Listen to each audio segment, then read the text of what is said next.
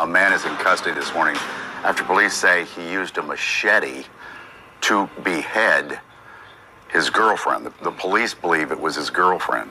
It's just a horrible, horrible story. And now Steve is at the scene. Steve, what do we know about this? Yeah, it could be his wife. They're not sure, wife or girlfriend. And you can see that SEPTA train leaving. Bob Kelly can tell you where this is. We're right steps off the Clifton-Alden train station line. And right across the street from the train station where people move in for the convenience are the Willows Apartments. And you can see a Clifton Heights police officer standing guard outside, yellow tape, and they have the door open. And we're not going to show you what's inside the door because you can use your imagination of what the scene's like in a small apartment where somebody was beheaded. And one of the officers in law enforcement we talked to on my way over here said, I don't know if somebody was influenced by this trending story that was in the New York Post, which I had not seen, of a man that was videotaped in another country walking around the streets with a large blade in one hand and his wife's head in the other. And that was in Iran. That video is crazy. I can't show you that video. I cannot show you that video. Talking to my friend John here, who was up early, said he heard everything, and the 911 calls came in because people were screaming.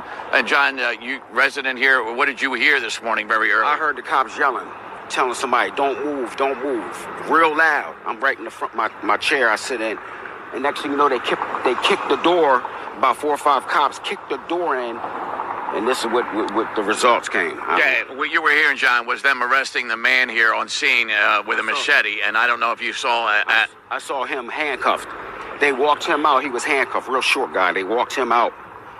Yeah. Yeah, well, good that they got him before anybody else was hurt.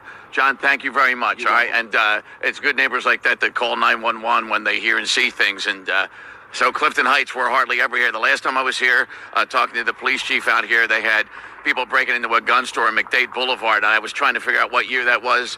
And couldn't even remember that. So this is a safe community normally, and you can see the SEPTA trains running. We're hardly ever here, but here we are. We need a Delco bureau in the last couple of weeks. We've been here every day for all kinds of stories, from the Yaden controversy to everything else going on in Upper Darby, and now here in Clifton Heights. You guys just did the Sharon Hill story. We just drove through, and by that sad scene where Fentanyl was killed, and so they have an investigation here, and this is another unusual murder. Mike, you said it today when we were in Philly to start the day with the breaking news with the 6 family members stabbed. Violence doesn't always need a gun. And here we go, from 2 knives in Philadelphia to a machete here in Delaware County. And we'll gather a little more information and get you an update when I see you next at 8. More of Good Day after this. Now, all my Glacier Gliders, I want you to listen to something really closely. Listen very closely.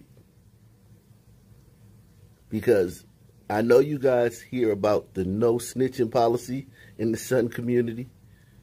Well, that only applies to other Sunmen. You glider queen, you Glacier Glider man, if you do something, we telling everything. Okay? Everything. If you say something we don't like, if you offend us, we calling your job, trying to get you fired. Just like in Connecticut, Lauren Smith Fields, that girl that, you know, had the date with the guy and she OD'd. Now the families protest. There's marching in the streets. There's hundreds of people marching in the streets out in front of his job. They're demanding that the police station. When it comes to y'all, we telling. Okay?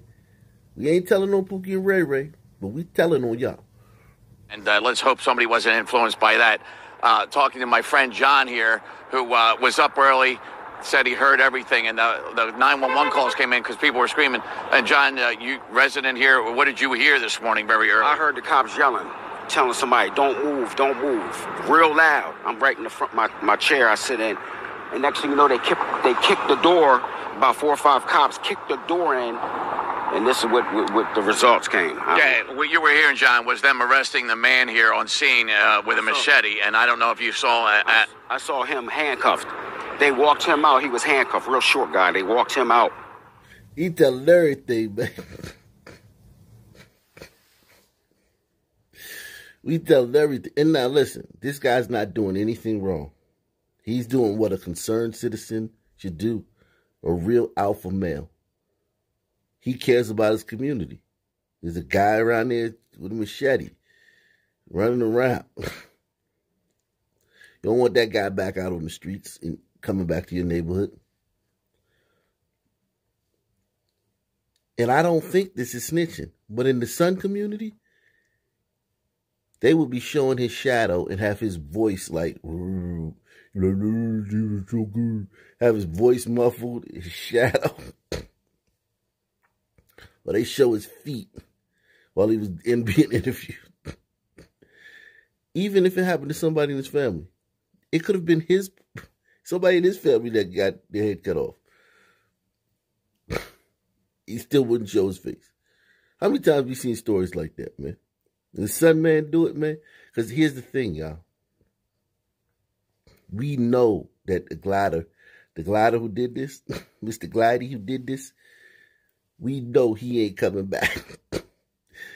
He ain't gonna come. His boys ain't gonna come pay us a visit. When he get out on bond or something, he ain't gonna kill us. Everybody in the community ain't gonna be labeling us a snitch. So this ain't snitching. But if this was a Sun man that he was talking about, this guy would have to look over his shoulder, man. Don't move, don't move. Real loud. I'm right in the front my chair I sit in. And next thing you know, they kicked the door. About 4 or 5 cops kicked the door in.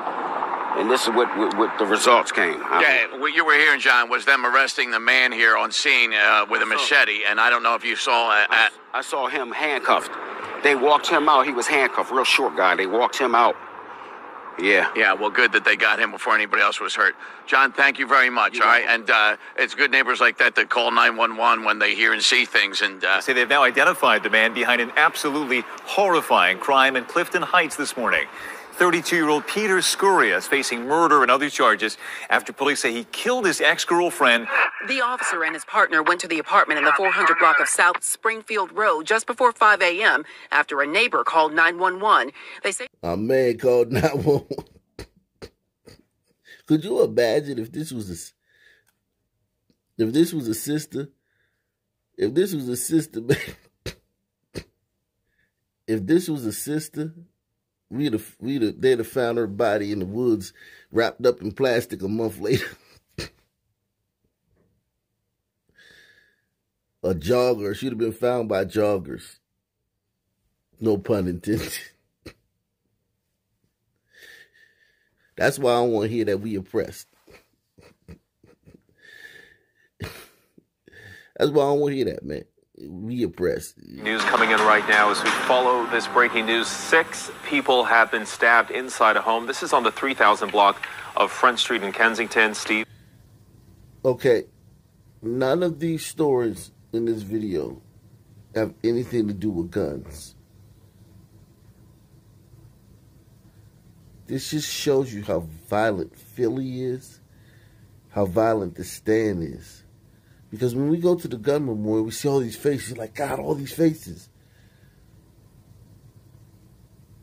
There's just as many people that are stabbed to death and beaten to death and pushed down the stairs to death in these places.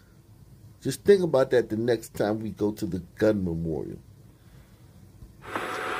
Yeah, real close to Front in Indiana and Front in Allegheny, and this could have been even worse. And there's the row house, and all the family members just got out. And when I say even worse, all 6 of the stabbing victims are aged 26 to 46, but there were several children in the house that police just took in to get some help and be comforted and sheltered. 4 juveniles, including very little children that looked to be about 5 to 8 years old. And they were not harmed, fortunately, but a family member in the middle of the night, 4 a.m., while everybody's asleep, is going from bedroom to bedroom, violently stabbing everybody. The door's off the hinges, there's blood.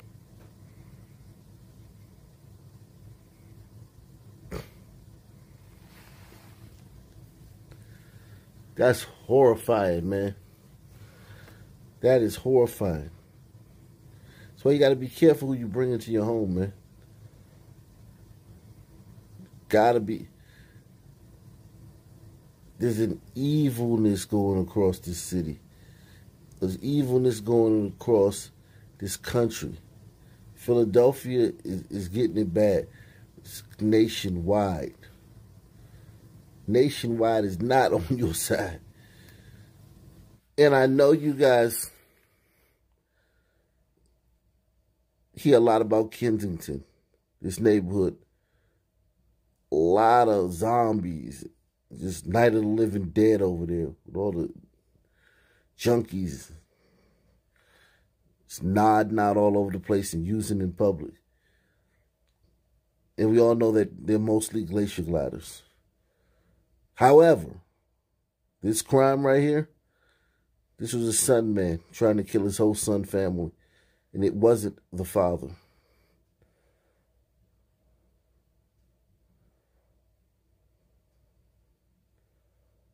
Okay?